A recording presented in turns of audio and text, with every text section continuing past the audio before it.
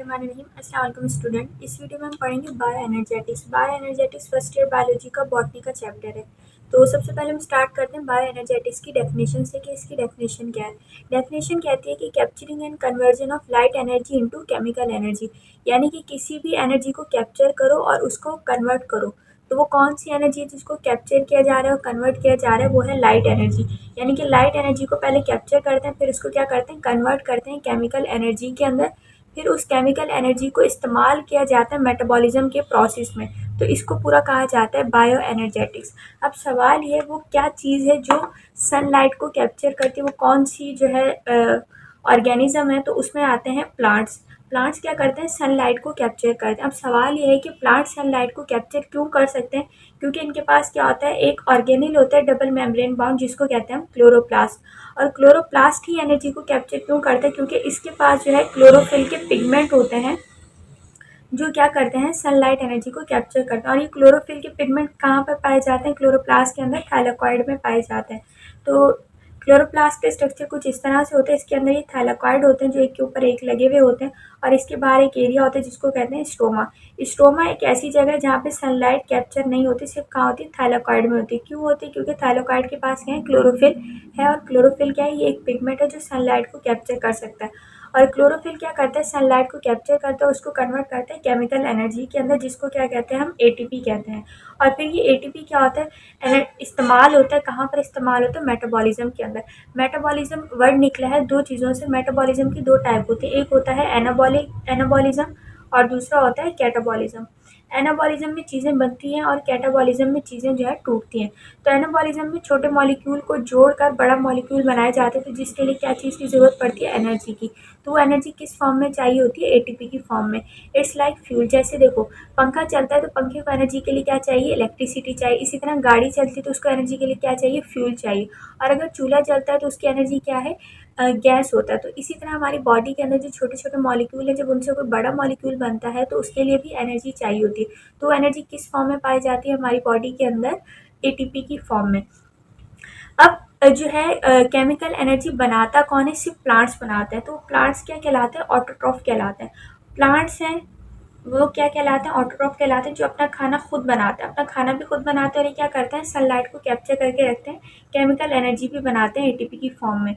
कुछ प्लांट्स हैं, कुछ बैक्टीरिया हैं और कुछ एल्गा हैं। ये तीन हैं जो क्या करते हैं, फोटोसिंथेसिस का प्रोसेस करते हैं और सनलाइट को कन्वर्ट करके क्या करते हैं, केमिकल एनर्जी बनाते हैं। अब ह्यूमन्स और एनिमल्स जो है ना, उनके पास जो है क्लोरोप्लास्ट नहीं है, तो क्लोरोफिल भी नहीं होगा। क्लोरोफिल नहीं होगा तो वो सनलाइट को कैप्चर नहीं कर सकते। जब सनलाइट को कैप्चर नहीं करेंगे तो केमिकल एनर्जी नहीं बनेगी। इस वजह से जितने भी हेटरोट्रॉफ है वो किस पर डिपेंड करते हैं, ऑटोट्रॉफ पर। यानी कि हेटरोट्रॉफ को जो भी एनर्जी मिलती है वो किससे मिलती है, ऑटोट्रॉफ से ही मिलती है। तो हेटरोट्रॉफ वो ऑर्गेनिज्म है जो किस पर डिपेंड करते हैं, ऑटोट्रॉफ पर डिपेंड करते हैं। तो ऑटोट्रॉफ पहले एनर्जी बनाएंगे, फिर जो है हेटरोट्रॉफ को मिलेगी। अब ऑटोट्रॉफ को एनर्जी बनाने के लिए किन किन चीज़ों की ज़रूरत पड़ती है, यहाँ पर लिखा हुआ है। कार्बन डाइऑक्साइड चाहिए, वाटर चाहिए। कार्बन डाइऑक्साइड और water in the presence of sunlight combine होते हैं और उसके बाद क्या बनता है, ग्लूकोज। यहाँ लिखा हुआ है कार्बन डाइऑक्साइड और वाटर कंबाइन होते हैं in the presence of sunlight, फिर ग्लूकोज बनता है, ऑक्सीजन बनता है और एटीपी बनता है। तो क्या क्या चाहिए, सनलाइट भी चाहिए, कार्बन डाइऑक्साइड भी चाहिए, वाटर भी चाहिए। तब क्या है, फूड भी बनेगा, ऑक्सीजन भी बनेगी जो बाहर इन्वायरमेंट में रिलीज हो जाएगी और हम उसको इनहेल करेंगे, और एटीपी का मॉलिक्यूल भी बनेगा प्लांट के अंदर। अब सवाल ये है कि एनर्जी की ज़रूरत क्यों पड़ी लिविंग ऑर्गेनिज्म को, why they need to produce the chemical energy, कि मतलब क्या ज़रूरत है लिविंग ऑर्गेनिज्म को एनर्जी की। तो देखो, हम ह्यूमन बॉडी के अंदर या जितने भी लिविंग ऑर्गेनिज्म है उनके अंदर एक प्रोसेस होता है कि डीएनए से क्या होता है, डीएनए की कॉपी बनती है जिसको हम कहते हैं मैसेंजर आरएनए। इस प्रोसेस को कहा जाता है ट्रांसक्रिप्शन। ट्रांसक्रिप्शन मतलब है कॉपी का बनना। फिर आरएनए से क्या बनता है, प्रोटीन बनता है। तो इस प्रोसेस को क्या कहा जाता है, ट्रांसलेशन। तो डीएनए से आरएनए, आरएनए से प्रोटीन बनना है। तो इस पूरे स्टेप में क्या है, एनर्जी की ज़रूरत पड़ती है। अब इस सारे स्टेप में क्या है, एनर्जी की ज़रूरत पड़ती है। तो फिर एनर्जी किस फॉर्म में प्रेजेंट होती है, एटीपी की फॉर्म में। अब प्रोटीन से आगे जाकर क्या बनता है, कोई ना कोई एंजाइम बनता है या हार्मोन बनता है जो अपना मैकेनिज्म ऑफ एक्शन देता है। उसके बाद ये कि जब प्रोटीन बन जाता है, प्रोटीन बनाता कौन है, राइबोसोम। राइबोसोम के बाद जब प्रोटीन है वो किसके पास जाता है, गोल्गी बॉडीज़ के पास। गोल्गी बॉडीज़ क्या करता है, उसकी पैकेजिंग करता है। और उसके बाद उसको क्या करता है, ट्रांसपोर्ट कर देता है। तो ट्रांसपोर्ट जब गोल्गी बॉडी करता है तो किसके ज़रिए करता है, by the help of vesicle. Vesicle क्या होते हैं, छोटे छोटे से बैग होते हैं। अब इन छोटे बैग को एक जगह से दूसरी जगह लेकर जाना है, तो गोल्गी बॉडीज़ के अंदर जाते हैं पहले प्रोटीन, ये वहाँ पे पैक होते हैं, उसके बाद इस बैग के अंदर आ जाते हैं। अब इस बैग को क्या करना है, ट्रांसपोर्ट कराना है, कहाँ तक, प्लाज्मा मेम्ब्रेन तक लेकर जाना है। तो यहाँ तक लेकर जाने के लिए इसको एनर्जी की ज़रूरत पड़ती है, तो एनर्जी कौन देता है, एटीपी का मॉलिक्यूल देता है। दूसरा ये है कि मूवमेंट ऑफ आयन, जब सोडियम और पोटेशियम के आयन मूव करते हैं across the cell membrane against the concentration gradient, तो उसके लिए भी क्या होता है, एनर्जी की ज़रूरत पड़ती है। तो उस टाइम भी कौन काम आता है, एटीपी का मॉलिक्यूल काम आता है। तो बायो एनर्जेटिक्स में जो एनर्जी बनती है वो किस लिए काम आती है, हमारी बॉडी के अंदर मॉलिक्यूल की मूवमेंट्स के लिए, मैक्रो मॉलिक्यूल बनाने के लिए, ह्यूमन बॉडी के अंदर स्ट्रक्चर वगैरह बनाने के लिए। जैसे मसल का प्रोटीन है, मसल के प्रोटीन में आता है एक्टिन और मायोसिन। एक्टिन और मायोसिन को बनाने के लिए भी क्या चाहिए, एटीपी चाहिए।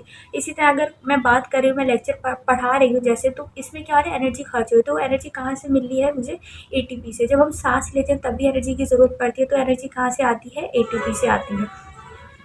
उसके बाद यहाँ लिखा हुआ है कि 2 स्टेप हैं जिससे क्या होती है, एनर्जी बनती है। प्रोसेस जिसमें एनर्जी बनती है, पहला तो है जो प्लांट के अंदर होता है, फोटोसिंथेसिस। फोटोसिंथेसिस किसी भी एनिमल के अंदर नहीं होता क्योंकि क्लोरोप्लास्ट नहीं होता।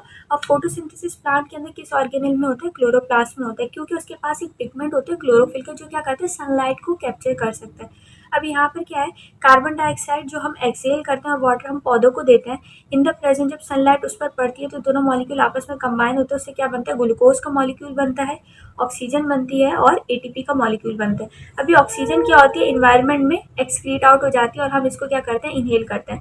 ग्लूकोज क्या है, प्लांट के अंदर रहता है, जब हमें ग्लूकोज की नीड पड़ती है तो हम क्या करते हैं, उन प्लांट को खाते हैं और हमारी बॉडी के अंदर ग्लूकोज आ जाता है। और एटीपी क्या करता है, प्लांट के अंदर प्लांट का स्ट्रक्चर बनाने, स्टेम, रूट, लीफ बनाने में हेल्प करता है। दूसरा यहाँ पर है सेलुलर रिस्पायरेशन। अब सेलुलर रिस्पायरेशन जो होती है वो कहाँ होती है, किस ऑर्गेनेल में होती है, माइटोकॉन्ड्रियम में होती है। ये क्या होता है कि ऑक्सीजन जब ह्यूमन बॉडी के अंदर जाती है, जब हम इनहेल करते हैं तो एक सेल के अंदर क्या होता है, ग्लूकोज स्टोर हुआ होता है। अब ये ग्लूकोज जब टूटता है तो इससे क्या बनता है, एटीपी बनता है। तो इन 2 मेथड से क्या है, एटीपी को जनरेट किया जाता है।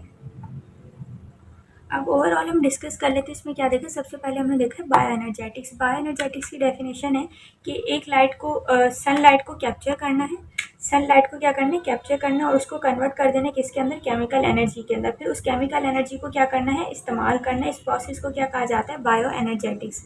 अब केमिकल एनर्जी बनाने की ज़रूरत क्यों पड़ी, क्योंकि हमारी बॉडी के अंदर बहुत सारे मॉलिक्यूल बन रहे होते हैं जिनको क्या होते हैं, एनर्जी की ज़रूरत पड़ती है। जैसे मसल का प्रोटीन बन रहा है, कोई भी बॉडी के अंदर स्ट्रक्चर बन रहा है, जैसे केराटिन प्रोटीन वगैरह बन रहे हैं, तो उसके लिए क्या होता है, एनर्जी की ज़रूरत पड़ती है। इस वजह से केमिकल एनर्जी को बनाया जाता है। अब सवाल ये है कि केमिकल एनर्जी जो एटीपी है, ये जो है कहाँ बनती है, प्लांट्स के अंदर बनता है। यानी कि इसका जो सोर्स है एनर्जी का वो कौन बनाता है, प्लांट बनाता है, क्योंकि प्लांट ये जो सनलाइट को कैप्चर कर सकता है और फूड और केमिकल एनर्जी बनाता है। क्यों बनाते हैं, क्योंकि उसके पास क्या है, क्लोरोप्लास्ट है, और क्लोरोप्लास्ट के पास क्या होता है, क्लोरोफिल। और क्लोरोफिल क्या होता है, एक पिगमेंट होता है जो सनलाइट को कैप्चर करता है, उससे क्या बनाता है, ग्लूकोज बनाता है और केमिकल एनर्जी बनाता है। अब ह्यूमन बॉडी के अंदर तो है हम सनलाइट को कैप्चर कर नहीं सकते। अब जब सनलाइट को कैप्चर नहीं कर सकते तो हम क्या करते हैं, हम डिपेंडेंट होते हैं ऑटोट्रॉफ पर। ऑटोट्रॉफ जैसे प्लांट क्या करते हैं, ग्लूकोज बनाता है, एटीपी बनाते हैं। जब हम प्लांट्स को खाते हैं तो हमारी बॉडी के अंदर क्या आ जाएगा, ग्लूकोज आ जाएगा। तो ग्लूकोज क्या होता है, हमारी बॉडी के अंदर हर सेल के अंदर जाकर स्टोर हो जाता है। जब हम सांस लेते हैं, ऑक्सीजन आती है, तो ऑक्सीजन आती है तो क्या करती है, वो उस ग्लूकोज को तोड़ती है। जब ये ग्लूकोज टूटता है तो उससे क्या प्रोड्यूस हो जाता है, एटीपी। तो ह्यूमन बॉडी के अंदर जो एटीपी प्रोड्यूस होता है, किससे प्रोड्यूस होता है, ग्लूकोज। और ये ग्लूकोज हमने कहाँ से लिया, हमने प्लांट से ही लिया। इसलिए हम क्या होते हैं, हेटरोट्रॉफ होते हैं, किस पर डिपेंड करते हैं, ऑटोट्रॉफ पर।